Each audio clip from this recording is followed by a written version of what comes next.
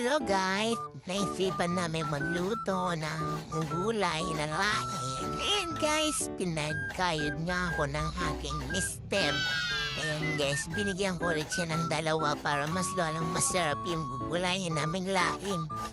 And guys, patuloy pa rin siyang pagkayod guys. Malapit sa rice. Kaya po, ayan naman guys, naghugas din tayo ng ating pangsahog guys dyan. Ayan, kailangan natin hugasan yan guys kasi mas madumi yan guys kasi galing pa tayo yan sa palengke.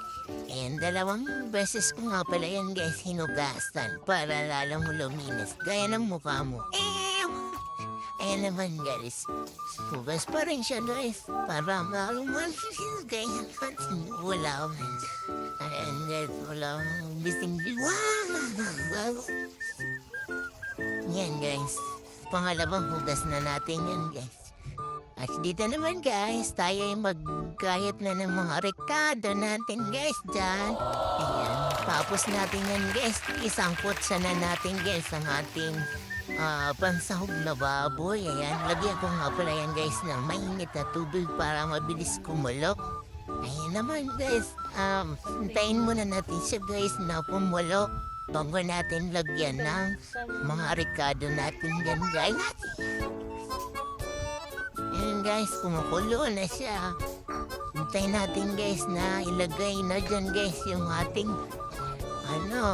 mga sibuyas, bawang, igisa muna natin siya guys dyan. Patapos naman yan guys, ilagay naman natin guys dito yung ating sinangkot sa gulay na pansahog natin.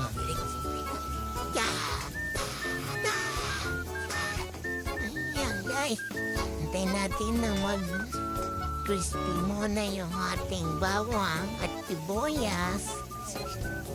Tapos natin yan guys, lagyan na natin siya guys yung ating sinangkot sa baboy.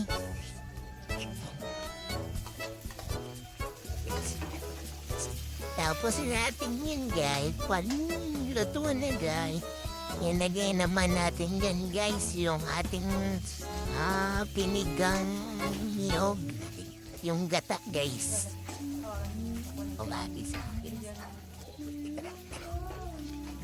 Ayun guys, antayin natin maluto yung ating pansahog guys. Tapos yan, mga 30 minutes natin yan guys, inatin. Ayan guys, nilagyan na nga pala yung natin guys. Gata guys, antayin natin kumulo yan. At maluto yung ating sahog. Patyada! Sarap naman yan guys. Gusto niya guys, tikman. Karap-karap niya guys. Lagyan natin ng pampalasa, asin. Lagyan natin ng magic sarap at paminta. Ayan guys, para naman lumasa. Ay, ayan na pala guys ang ating naluto guys na laing. Ayan guys. Lutuin pa muna natin guys.